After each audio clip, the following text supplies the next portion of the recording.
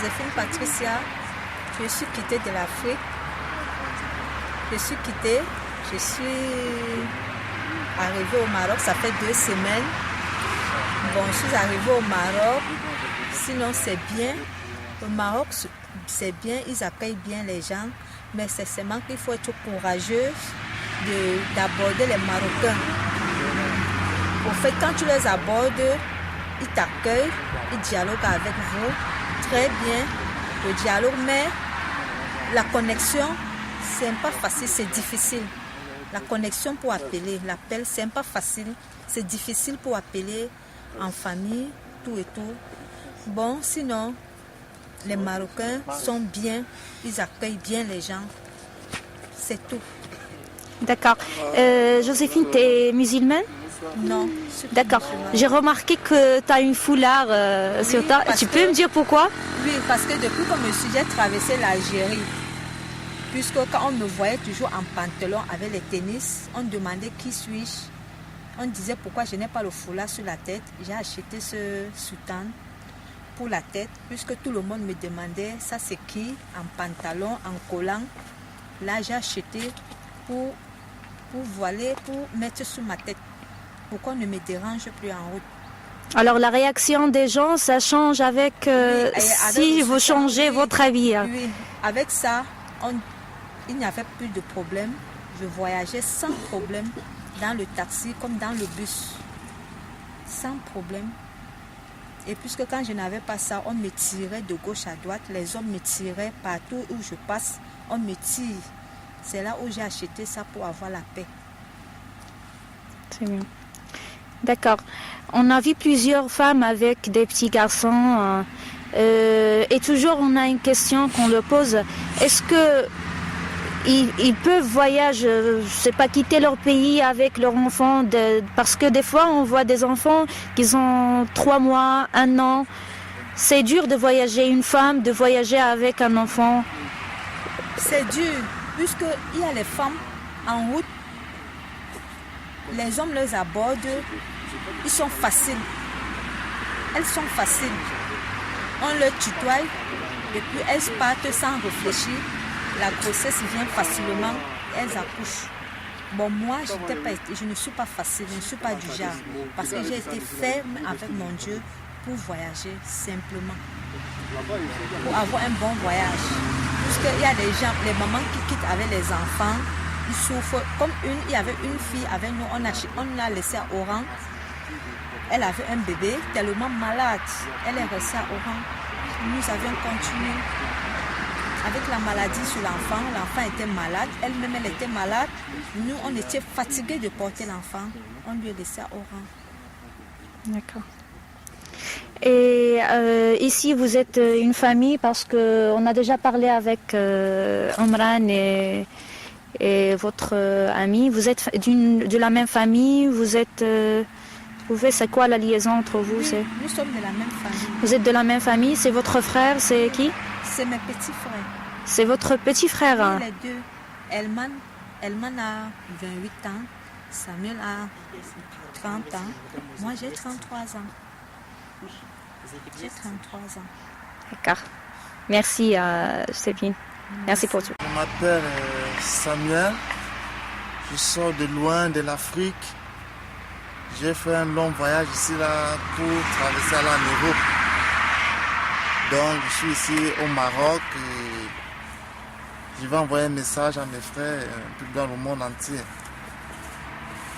Le voyage était tellement long et difficile, mais nous sommes arrivés jusqu'au Maroc. Dans ce voyage, on est pour au maximum 3 semaines. C'était un voyage lointain. On a dépensé 4 à 5 frontières. Donc nous sommes aujourd'hui au Maroc pour aller en Europe, pour trouver de quoi faire en Europe, le travail. Je suis technicien dans les téléphones et ordinateurs. Donc nous sommes ici à présent au Maroc avec des amis pour trouver un moyen pour aller en Europe. Le voyage, c'était bon. C'était pas dur votre voyage? C'était difficile, mais avec Dieu, on a passé. Ouais, avec Dieu, on a passé. Et on va arriver. Vous espérez quoi par les gens de Nador? Les gens de Nador ici, là, ils ont l'air craintifs. Ils ont l'air d'avoir peur.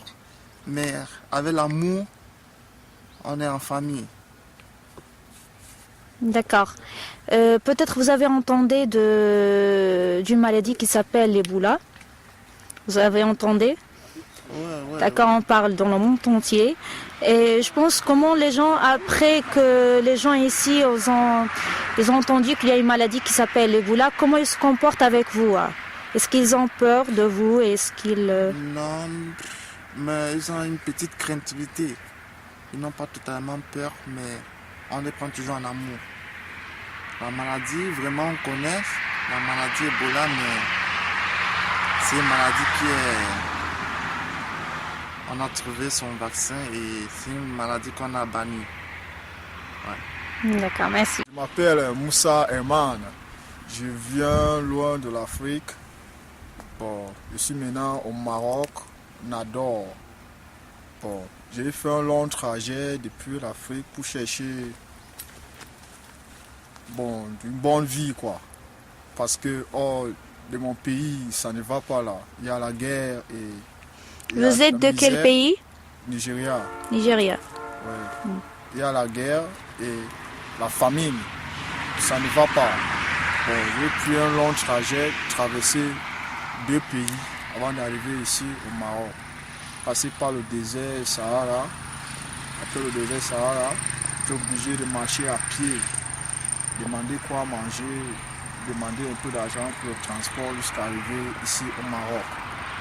Donc présentement, on est au Maroc et puis on est présentement ici. Et il y a d'autres gens qui ne sont pas en ville, ils sont loin en forêt. Ils viennent souvent en ville demander quoi manger parce que là, ça ne va pas.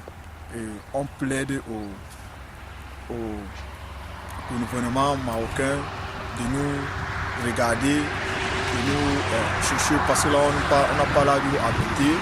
Il n'y a rien, on demande de l'argent avant de manger, on dort puis en brousse. Bon, on a peur et on demande au gouvernement marocain de nous regarder aussi parce que là, ça ne va pas. Dans notre pays, il y a la guerre. Si on rentre là, on risque de mourir, la guerre, la famine. Bien, ça ne va pas. On s'enfuit comme ça là pour se réfugier ici là, voir de quoi manger, de quoi de bon pour à faire. Parce que là, je suis technicien dans les appareils électroniques. C'est pourquoi je suis là ici. Et c'est voilà ce qui m'a emporté jusqu'ici. Vous espérez passer à l'Europe par les frontières de Melilla? C'est quoi? Vous avez un plan pour passer ou bien c'est le temps qui vous dirige?